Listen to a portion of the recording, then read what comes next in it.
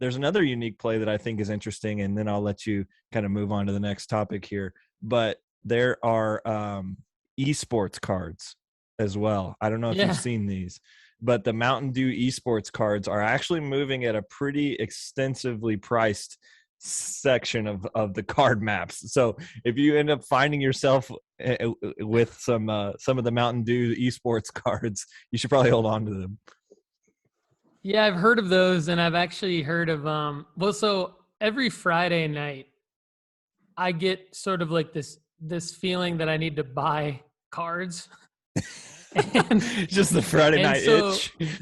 is this Friday night itch? Yeah. And so I've been going on like and for some reason, and I'll talk more about this in what I've been buying, but um I've been looking at sealed wax, just like trying to see if there's some kind of I just don't want to miss out on some kind of opportunity or arbitrage with sealed wax. And so, you have got me thinking about Topps Chrome and then with MLS and there's others and so I feel like I could be wrong, but I feel like I was on Upper Deck's website and that I stumbled upon some esports cards made by Upper Deck. And I didn't dig in too deep to those, but the Mountain Dew ones are like they come in Mountain Dew Yeah, packages, at right? one Like point they it's came with yeah. I don't think they're in there anymore, but like the people who grabbed them, like I have two buddies who got some, and they had insane returns on like their 6 I cards. bet. I think they both made like Yeah. almost half a grand on just like these Mountain Dew cards that they found in a Mountain Dew box. Like they literally got a 12 pack of Mountain Dew, A went box of home, yeah. put it in a top loader, and sold it for like half a grand. I love that. I love that. That's so insane. Check Upper Deck, like the Okay. audience, check Upper Deck's website and just see if you I mean, Kendall, if you want to do this while I'm talking, that'd be awesome too. But Yeah, I I'm feel doing it like right now. Upper Deck has some things on there that may or may not be good buys, but I feel like I saw esports cards somewhere. I've been going to Leafs website a lot lately, and they have the worst website ever. They also don't necessarily have investable cards. Yeah. And so I'm kind of, but I'm checking in every once in a while just because I don't want to maybe miss something that would be interesting.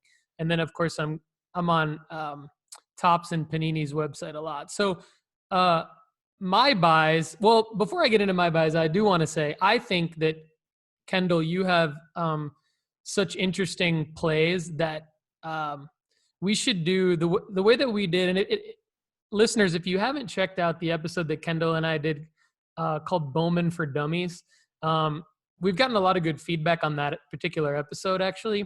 And we should not only do a follow-up to that episode, but I think we should do an MLS Topps Chrome for Dummies. We could probably even do a special series on that, but I know for sure we could easily fill up probably a 90-minute episode on that because Yeah.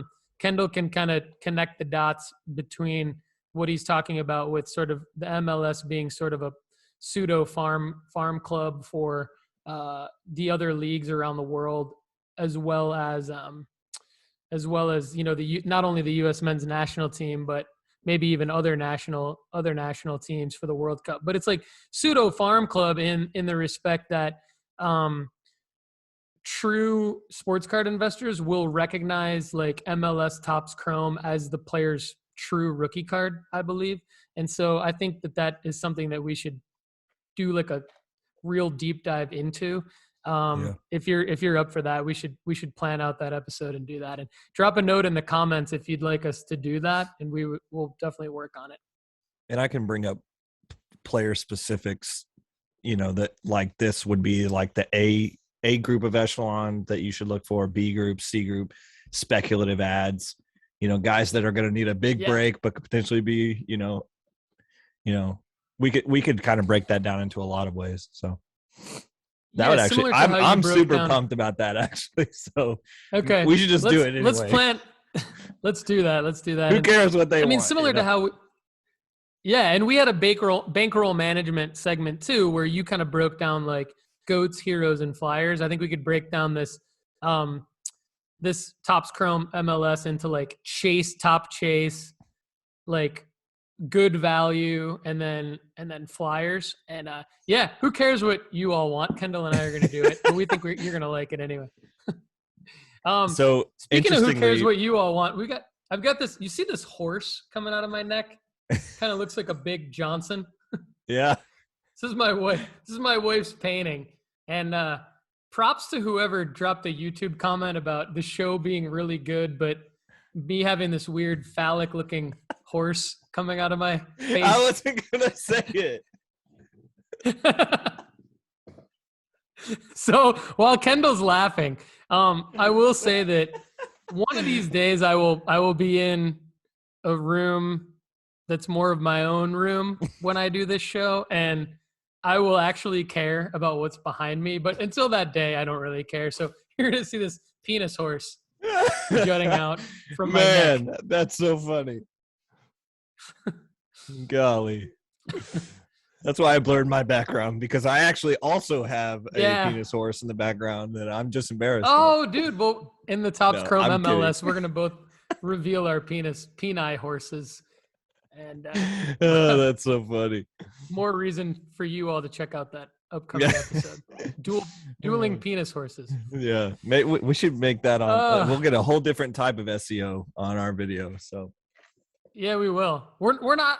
Hey, I'm not ashamed. No shame in my game. Got to get the traffic numbers up. All news is good news. Mm-hmm. Let's monetize this bad boy. That's so funny. If anyone wants to sponsor the show with your new grading company or your card show or your app or your show or whatever, we'd love to have you, and we'll see what happens. Were you going to say something before I mentioned the penis horse? I think I was, but I completely lost it. Okay. But okay. I will say that there are several apps that I have been using that I love a lot. And I'm by no means sponsored by them or whatever. But I am really loving there's an app that I've just found that basically you just hover a picture. You go like this with your card and you hover over it with your phone, and it tells you the value of it on eBay, which is amazing. That's everything I've ever wanted. Yeah. And it's called Center Stage, and it is next level. Like if you're a card show guy and you don't want to be the guy that's sitting at a card show that's like trying to look up values, just boom, right over the card you're looking at, and it'll give you the value of what it's sold for on eBay. So it is a next level app. Definitely Center Stage. If you ever are listening to this, I actually want to talk to you about how we could make it exponentially better. So please reach out to us. Okay. I have an opportunity, but so Center Stage, I love you. Anyway, I've heard of them on Sports Cards Nonsense, and I haven't used it yet, but I'm definitely going to use it, especially when I go to the National, because I will be going to the National. I texted you. I'm pumped to be there, and be bringing it strong in the United States. But Center Stage, I'm going to check that out. And all right, so let's talk about anything you've sold. So have you sold anything recently? And I still want to know kind of your plan for that Paxton Aronson card. I think the audience would like to know that too. Yeah. So my plan with Paxton is he's 17. Okay. So like, it's not a quick turn probably. My plan with Paxton is I do believe that he'll follow his brother over to Europe. I think that is definitely, if I'm putting myself in Paxton's shoes, Brennan goes over there. He's playing for Red Bulls in Hungary, I believe. So he's not on Salzburg. He's on, or maybe he's not on Leipzig. He's on Salzburg, which is, I guess, the smaller team in terms of Red Bull. But in Red Bull, I found this out this week. They have so many teams, man. Like, what a good investment as a company to go and buy like leagues. Like they're in leagues all over the world. Like, they have one here in the MLS, but they also have a Hungarian team. They have a German team. They have one in South America. So like smart play by Red Bull. But, amazing marketing for sure. And they've got a F1 team, right? See, there you go. I mean, like, so So Brendan Aronson, 21 years old, plays as a midfielder for the Austrian Bundesliga club Red Bull Salzburg. Yeah, so Salzburg. So That's actually, that's I'm pretty sure that's the Paxton's team older that, brother. yeah, I'm pretty sure that's the team that Haaland came from to Borussia Dortmund as well. And Brennan is actually about to make a move probably to the Premier League as well. Or he'll move to Leipzig. So there's one of those that he's going to end up making a move, and his brother's cards are going to go astronomically popular here in America pretty soon, as if they're not already. But I do believe that Paxton will follow him over there. And it would make sense if Red Bulls kind of is like, hey, we're going to do the good move here where we're going to sell Brennan, but we're also going to go buy Paxton. And like, you know, we're going to like kind of, there's this funny saying that my friend T at Wildcard says, he's like, he's got good stock. That's what, like, he comes from good stock. His dad used to say that about like a kid coming from good genes. He'd be like, yeah, he's got good stock. And so, so I think that's also with Paxton is he ends up in Europe. I think as soon as he ends up over there, he'll also be all over the United States, the men's national team camp. And I think that is when I will part with Paxton, or that's when I will buy a high dollar Paxton and sit on it for a while. So, you know, I'll probably, what I typically like to do is I buy a bunch of low end cards on any of the players that I'm really high on. And then once they all peak, and I'm not sure if this is a good strategy or not. I'm not promoting this, but this is what I do. So like I'll buy a bunch of lower end cards, like, or just serial numbered, like out of 299, stuff like that. And then once it peaks out, I will sell all of my cards. And then with the profits, I'll invest into one really nice card with some of that profit. Like basically I'll buy a really nice Paxton with the house money, and then, you know, take all the profits back to your bankroll. So that's probably what I'll do. Sounds like an amazing strategy, to be honest with you, and one that takes solid patience and practice. And commend that strategy. If any of you can follow Kendall with that. I'm not always as disciplined as that, and I know most of you aren't either. But sounds like a good way to be. So you're more cool. disciplined than me with charting.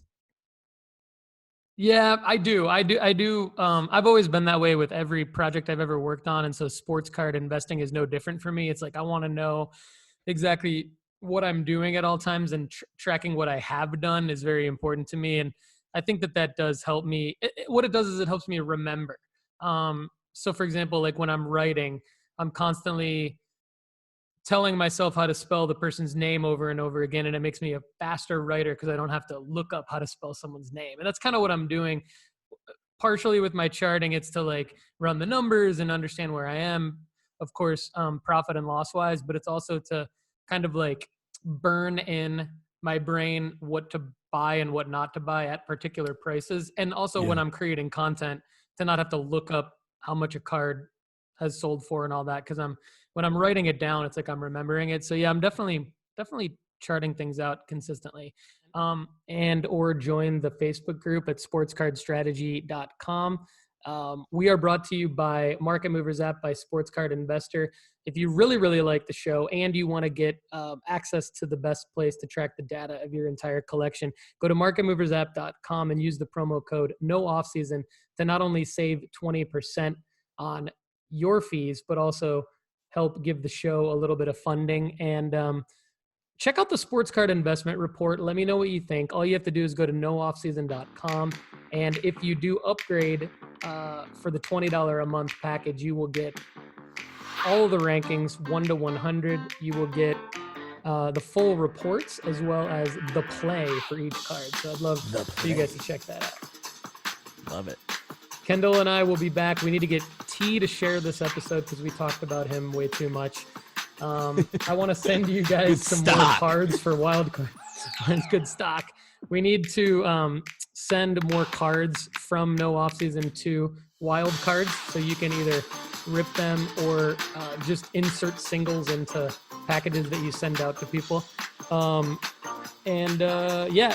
talk to you again soon, Kendall. Thanks as always for being on, man. Appreciate it. Absolutely. I loved every second of it. Same here. Everybody have a great day.